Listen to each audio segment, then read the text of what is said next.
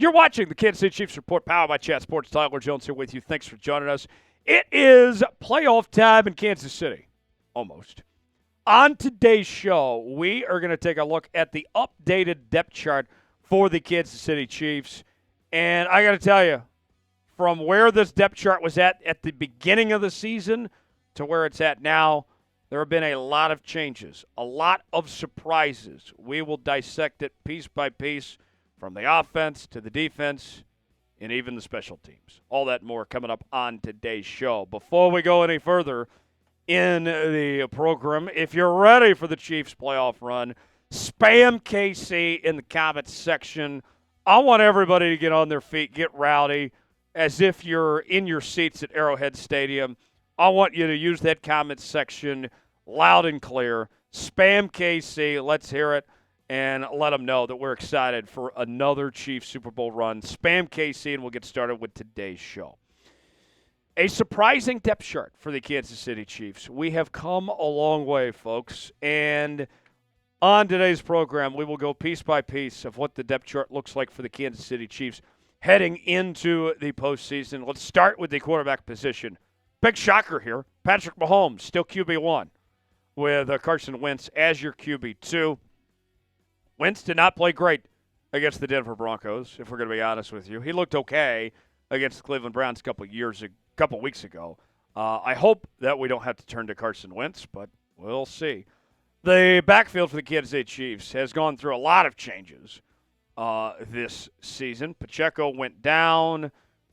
Steele got his chance. We saw some of Samaje Perine. Kareem Hunt got signed.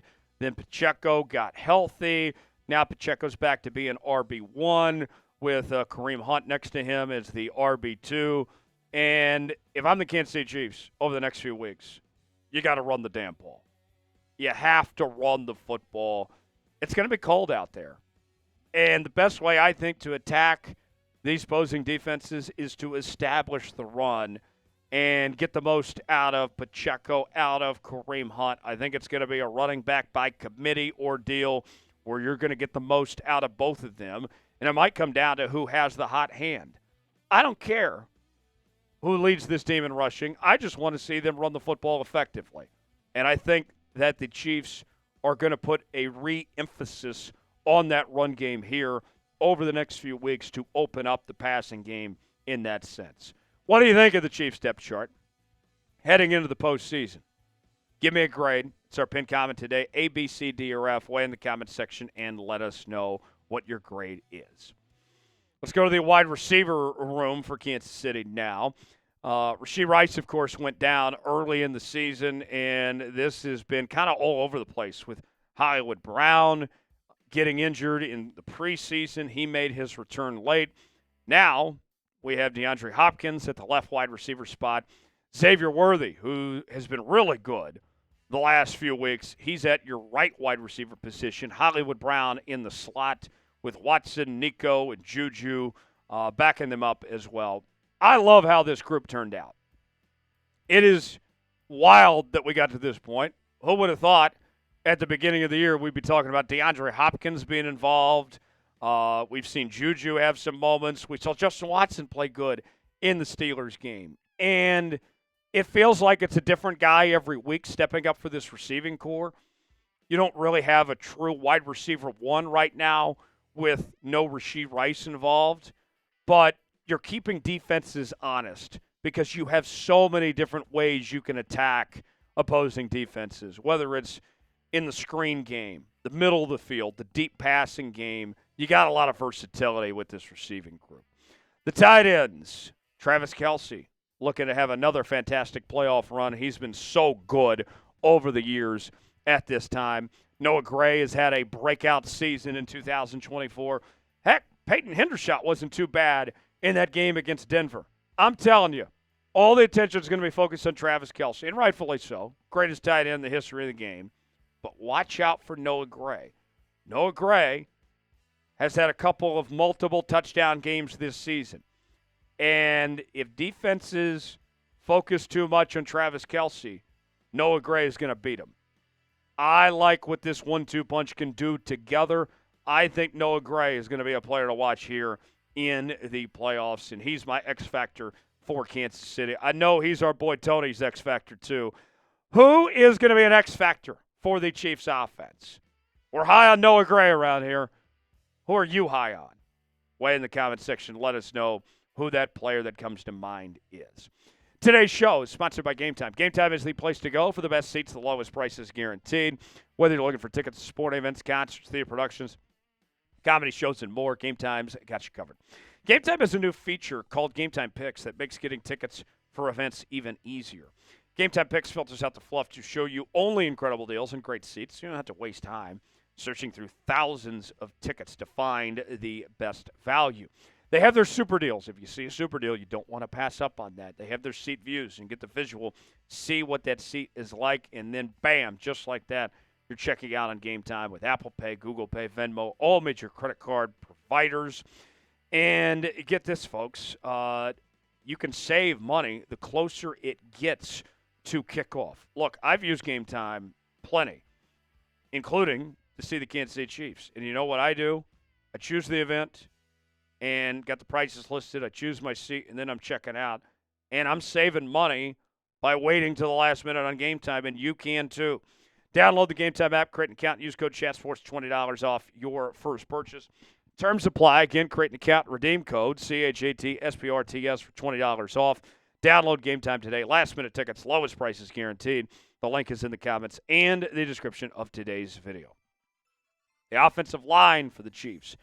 Andy Reid has indicated that DJ Humphries will be your starting left tackle, that Joe Thuney will play his natural position of the left guard spot with Kareem Humphrey at center, Trey Smith at right guard, Jawan Taylor at the right tackle spot, assuming that Jawan Taylor comes back from injury. I'd be lying to you if I said I wasn't nervous about the left tackle position, because what we've seen from DJ Humphries in a small sample size has not been good. Granted, small sample size. And also, when you think about the other options, Wanya there and Kingsley, that hasn't gone so great. What I would say, Andy, if you're watching, and you don't need my advice, Andy, but I'll give it to you anyway. If DJ's struggling, if it isn't going well, don't hesitate to go back to Joe Thuney at the left tackle position, because that's when we've seen the Chiefs at their best, is when Thuney plays left tackle. I know Andy wants to go with DJ at the left tackle spot, but if it isn't working, don't hesitate to pull the plug and move Thuney back to left tackle, just to kind of save face for the playoffs, if you will. Let's go to the defense now. The defensive line, Karlaftis at the defensive end spot. Remigio has been really good since coming back from injury. Wharton's been solid. Chris Jones, the CEO of Sack Nation, he's going to step up. And then, of course, Mike Dana there as well. I'd like to see more from King Felix. We've been waiting. But speaking of stepping up, how about Karlaftis? This year, kind of a down year from the breakout sophomore campaign he had. But towards the end of the season, started to play better. And we saw what he did in the postseason last year. I'm watching out for Karlaftis. I want to see this pass rush reach its full potential. Because in all honesty, for as good of pass rushers you have, the sack rate was towards the bottom half of the league this year. I expect more of this pass rush. I think Karlaftis is a big factor in that equation. I think that Karlaftis needs to have a good postseason for this Chiefs team. The linebacker room, Tranquil, Bolton, Chanel. Nick Bolton, I think, is going to step up. I really am excited about Nick Bolton. We've seen him play very well in the postseason in the past. I think he'll be a name to watch. Don't sleep on Drew either. Drew, just when people write him off, he finds ways to make big plays in some big moments.